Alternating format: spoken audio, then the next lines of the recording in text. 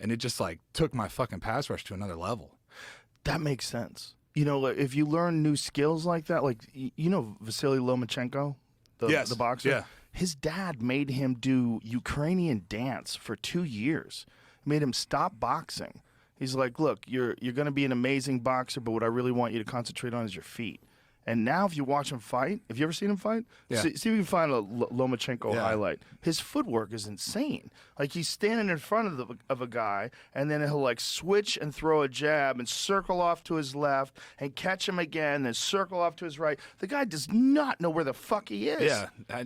How are you supposed to play chess against that? You know what I mean? Because it's a dance out there.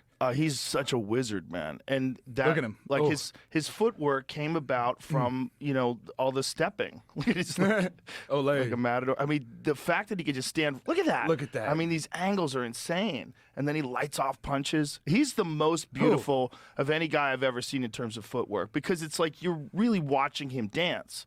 Because of the dance background, like his footwork looks beautiful.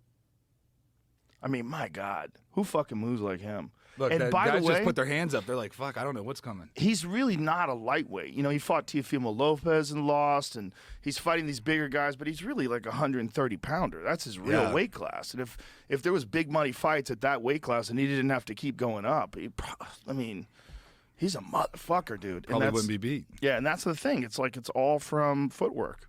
Yeah, that's where it all starts, man. It's your base. And, yeah, so... What the fuck were we talking about? We were just talking about skills that you picked up training with Trevor. You don't want to fight. Yeah, I didn't want to. I just didn't.